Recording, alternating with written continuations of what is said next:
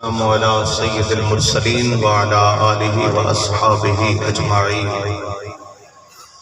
أما بعد فأعوذ بالله من الشيطان الرجيم. بسم الله الرحمن الرحيم. قال الله تبارك وتعالى في القرآن الكريم: إنا نحن نزلنا الذكر وإنا له لحافظون. صدق الله العظيم. إن الله وملائكته يصلون على النبي يا أيها الذين آمنوا صلوا عليه وسلموا تسليما. اللهم صل على سيدنا مولانا محمد وعلى آل سيدنا ومولانا محمد وعلى أزواج سيدنا وعلى أصحاب سيدنا ومولانا محمد وبارک وسلم وصلی علیہ. تمام حضرات بلند آواز پڑھیے: الصلاۃ والسلام علیکم یا سیدی یا رسول اللہ وعلی آلک و اصحابک یا سیدی یا حبیب اللہ.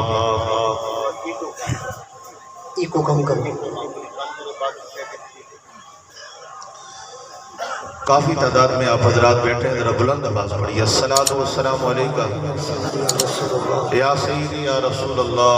آواز کا میں بلند آواز: الصلاۃ والسلام علیکم یا سیدی یا رحمت للعالمین وعلی آلک و اصحابک یا سیدی یا خاتم النبیین. صلاۃ و سلام علیک یا سیدی یا حبیبی یا رسول اللہ. رب ذوالجلال خالق کائنات مالک ارض و سما کا لاکھ لاکھ فضل و احسان اس عظیم الشان درسگاہ اسلام جامعہ عربیہ بارویہ رضائے مصطفیٰ کے سالانہ جلسہ دستار فضیلت میں حاضری کا شرف نصیب ہوا. اللہ تعالی ہم تمام کی حاضری اپنی بارگاہ عزتی میں قبول و منظور فرمائے. ہم سب حضرات خوش نصیب ہیں کہ ایک ولی کامل کی اس محفل میں جلوہ گری ہوئی.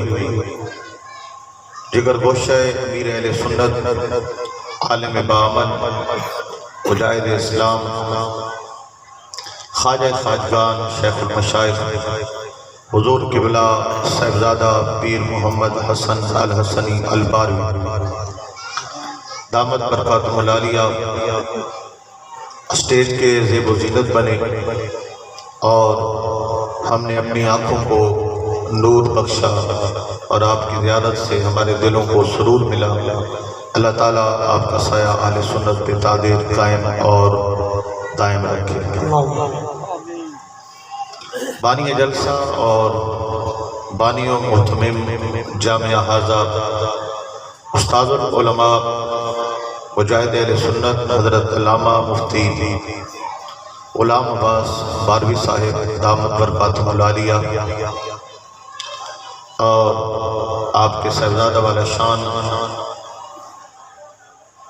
واجب الاحترام حضرت علامہ قاری محمد امتیاز باروی صاحب اور اس درسگاہ سے وابستہ تمام احباب گرامی کو مبارکباد پیش کروں گا. اللہ تعالیٰ ان کی اس محبت کو قبول فرمائے اور اس ادارے کو مزید ترقی و کامیابی عطا فرمائے. جن احباب نے جلسہ کے سالانہ پروگرام میں ادارہ کے سالانہ پروگرام میں ادارے کے ساتھ مالی تعاون کیا یا اپنے عشر سے جو کچھ دینے کا وعدہ کیا یا جو کچھ دیتے ہیں دے رہے ہیں دیں گے، اللہ تعالیٰ سب کو جزائے دارین عطا فرمائے اور دنیا آخرت میں عزت اور بھلائیاں عطا فرمائے. سامعین محترم، یہ ایک ادارہ کا جلسہ ہے. ادارے درسگاہیں علماء مدرسین قرآ حافظ ان کا ہمارے دین اور معاشرے میں کردار کیا ہے، اہمیت کیا ہے اور ان لوگوں کا وجود ہمارے لیے کس قدر باعث برکت اور باعث حفظ ایمان ہے، اس حوالے سے میں چند گزارشات پیش کروں گا، آپ اپنی توجہ میری طرف فرمائیں، بات سنیں سمجھیں تاکہ میری گفتگو کا فائدہ ہو اور رائگان آ جائے۔ بلند آواز سے درود و سلام، الصلاۃ والسلام علیکہ یا سیدی یا رسول اللہ وعلی آلک و اصحابک یا سیدی یا رحمت للعالمین۔ قرآن مقدس کی ایک آیت مبارکہ کے چند الفاظ تلاوت کرنے کا شرف حاصل ہوا ہے۔ پہلے اس کا ترجمہ سماعت فرما لیں۔ بے شک ہم ہی نے اس قرآن کو نازل کیا ہے اور ہم ہی اس کی حفاظت کرنے والے ہیں۔ یہ آیت مقدسہ نزول قرآن اور حفظ قرآن کے متعلق رب ذوالجلال نے قرآن مقدس کی صورت میں نازل فرمائی۔ اس کے پہلے حصے میں قرآن پاک کے من جانب اللہ نزول پر رب ذوالجلال نے گواہی عطا فرمائی، اور پھر قرآن مقدس کے قیامت تک محفوظ رہنے پر اللہ تعالیٰ نے گواہی عطا فرمائی۔ اس بات کی ضرورت کیوں پیش آئی کہ رب ذوالجلال نے فرمایا کہ قرآن ہم ہی نے نازل کیا؟ اس بات کی ضرورت کیوں پیش آئی؟ آپ کی جب توجہ پوری میری طرف ہوگی تو پھر میری تقریر شروع ہوگی۔ ابھی ہم آپس میں حال احوال جو ہے وہ بتا رہے ہیں۔ آپ سبحان اللہ بولیے گا۔ مکے کے کافروں کا ایک اعتراض تھا، میرے آقا پاک علیہ السلام کی ذات پر انہوں نے بہتان بہت باندھے اور اسلام کے راستے میں رکاوٹیں بہت پیش کی۔ انہوں نے میرے آقا پاک علیہ السلام کے ساتھ تشدد بھی کیا، راستے میں کانٹے بھی بچھائے، پتھروں کی بارش بھی کی، بھوک اور دکھ درد اور اذیتوں جس طرح سے بھی وہ مشکلات میں ڈال سکتے تھے انہوں نے کوشش کی، لیکن ساتھ ہی ساتھ زبان کے تانے، زبانی اعتراضات اور بہتان اور جھوٹ کا سہارا بھی انہوں نے لیا۔ ہر حربہ اسلام کے خلاف انہوں نے آزمایا۔ تو زبانی طور پر جو ان کے بکواسات تھے ان میں ایک یہ بھی تھا کہ میرے آقا پاک علیہ السلام جو قرآن کی صورت میں صحابہ کرام کو کلام سناتے ہیں، ان کا کہنا یہ تھا کہ یہ قرآن اللہ کی طرف سے نہیں آتا، کوئی فرشتہ لے کر نہیں آتا، بلکہ یہ قرآن حضور نبی کریم علیہ السلام خود بناتے ہیں معاذ اللہ، اور ہمیں سناتے ہیں اور کہتے ہیں کہ یہ اللہ کا کلام ہے۔ ان کا یہ اعتراض تھا کہ قرآن حضور بناتے ہیں اور ہمیں سناتے ہیں، اسی یہ بار بار ان کا اعتراض تھا، اور اللہ نے ہر بار ان کو مختلف انداز میں جواب دیا ہے۔ ایک بار یہی اعتراض ہوا تو رب ذوالجلال نے فرمایا وما ينطق عن الهوى، میرا محبوب خود بات نہیں کرتا، ان ہوا الا وحی یوحی، جب یہ بولتا ہے زبان مصطفیٰ کی ہوتی ہے، کلام رب ذوالجلال کا ہوتا ہے۔ آپ سبحان اللہ بولیں گے ماشاءاللہ۔ جب میرے محبوب کریم کلام کرتے ہیں تو زبان آپ کی ہوتی ہے اور بات رب ذوالجلال کی ہوتی ہے۔ اللہ کریم نے ان کے اس جواب کے رد میں فرمایا محبوب خود سے نہیں بولتے بلکہ اللہ کی وحی سے بولتے ہیں، اور انا نحن نزلنا الذکر، اس کے اندر بھی رب ذوالجلال نے میرے محبوب کریم علیہ السلام پر اٹھنے والے اعتراض یا ان کی طرف سے پیدا کیے گئے بہتان کا جواب ہے کہ تم کہتے ہو کہ قرآن میرے محمد صلی اللہ علیہ وسلم خود بناتے ہیں، جبکہ رب ذوالجلال فرما رہا ہے انا نحن نزلنا الذکر، قرآن محبوب نہیں بناتے، قرآن تو ہم خود محبوب پہ نازل کرنے والے ہیں۔ سبحان اللہ، ذرا اونچا بولیں گے، ذرا ایکو اور کم دیں، ووکل زیادہ کر دیں، ماشاءاللہ آپ اچھا ساؤنڈ اپریٹ کر رہے ہیں، ایکو تھوڑا اور کم کر دیں اور ووکل زیادہ کر لیں، بیس تھوڑی سی کم ہونی چاہیے، معمولی بیس کم کر دیں۔ سامعین محترم، اب اس آیت کا آپ کو مفہوم سمجھ میں آ گیا ہوگا کہ مکے کے کافر کہتے ہیں کہ قرآن میرے محبوب کریم خود بناتے ہیں، جبکہ رب ذوالجلال نے فرمایا یہ قرآن ہم نے نازل کیا ہے۔ اللہ اکبر و کبیرہ۔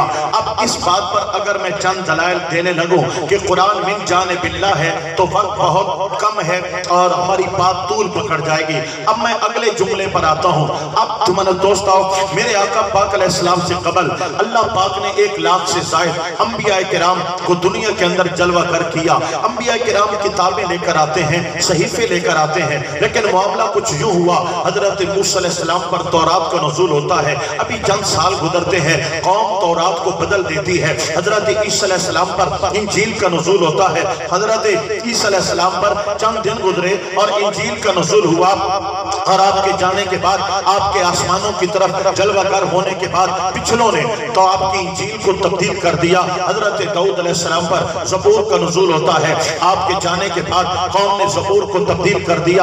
اب یہ ایک قوم کا رویہ تھا، قوم کا وتیرہ تھا، جب انبیاء کرام اللہ کا کلام لاتے ہیں، اللہ کی کتاب لاتے ہیں تو قوم اس کو تسلیم کرتی ہے، اور ان کے چلے جانے کے بعد پھر اس کی حفاظت نہیں ہوتی، اس کو بدل دیا جاتا ہے۔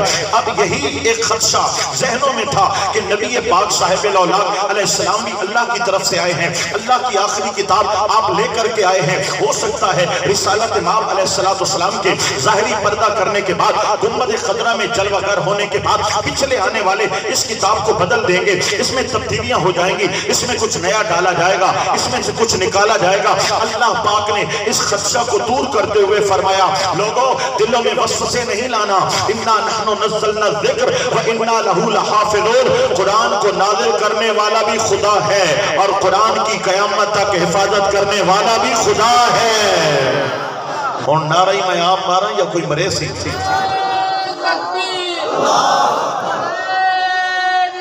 یا رسول اللہ، نعرہ خلافت، نعرہ حیدری، اللہ اکبر و کبیرہ۔ سامعین محترم، میں یہ عرض کر رہا تھا، رب ذوالجلال نے میرے آقا پاک علیہ السلام پر نازل ہونے والی کتاب کی تحفظ کا ذمہ لیا ہے کہ قیامت تک قرآن کو بدلا نہیں جائے گا۔ اب قرآن کے بدلنے میں یا تبدیل ہونے میں یا قرآن کے غیر محفوظ ہونے میں بہت سے معاملات ہیں۔ ایک صورتحال یہ ہے کہ قرآن مقدس کی آیات کو آگے پیچھے کر دیا جائے، ایک معاملہ یہ ہے کہ قرآن پاک میں کچھ نیا بنا کر اس میں شامل کر لیا جائے، ایک معاملہ یہ ہے کہ قرآن پاک سے کچھ نکال لیا جائے اور کچھ کم کر لیا جائے، ایک معاملہ یہ ہے کہ قرآن پاک کے جو الفاظ ہیں ان کو رد و بدل کر دیا جائے، ایک معاملہ یہ ہے کہ قرآن پاک کی صورتوں کو ہٹا دیا جائے یا قرآن پاک میں کچھ اپنی طرف سے صورتیں ملا کر کے بنا دیا جائے۔ قصہ مختصر، قرآن کے بدلنے کی جتنی صورتیں ہیں رب ذوالجلال نے تمام کا رد کرتے ہوئے فرمایا، وَإِنَّا لَهُ لَحَافِظُونَ، ہم قرآن کی حفاظت قیامت تک کریں گے۔ نہ صورتوں کو رد و بدل کیا جا سکتا ہے، نہ نکالا جا سکتا ہے، نہ ڈالا جا سکتا ہے، نہ الفاظ کو تبدیل کیا جاتا ہے، نہ جملوں کو آگے پیچھے کیا جا سکتا ہے۔ قیامت تک قرآن کے ایک ایک لفظ اور ایک ایک حرکت کی حفاظت کا ذمہ رب ذوالجلال نے دے دیا ہے۔ اور سامعین محترم، اس پر میں زیادہ دلائل نہیں دوں گا کیونکہ میں اپنے موضوع پر آنا چاہتا ہوں، اور جب موضوع پہ بندہ آئے اور اس پہ کچھ بول نہ پائے تو پھر مزہ نہیں آتا۔ لہذا اس حوالے سے میں بس ایک گزارش کرنا چاہتا ہوں، دنیا کے اندر جو ہے یہ جو غیر مسلم طاقتیں اور قوتیں ہیں، انہوں نے ہر معاملے پر ریسرچ کی ہے، انہوں نے تورات پر بھی ریسرچ کی ہے، انجیل پر بھی ریسرچ کی ہے، اور جو دیگر مختلف مذاہب کی جو کتابیں ہیں ان پر بھی ریسرچ کی ہے، اللہ کے قرآن پر بھی ریسرچ کی ہے۔ اب دنیا کے جتنے غیر مذاہب ہیں یعنی اسلام دشمن ہیں، وہ سب کے سب اللہ کے قرآن کے دشمن ہیں، اور قرآن پاک کے اندر معاذ اللہ وہ عیب ڈھونڈنے کی کوشش کرتے ہیں، نقص نکالنے کی کوشش کرتے ہیں، کتابیں لکھتے ہیں، لوگوں کو پیرا کرتے ہیں، لوگوں کو گمراہ کرتے ہیں۔ اب سامعین محترم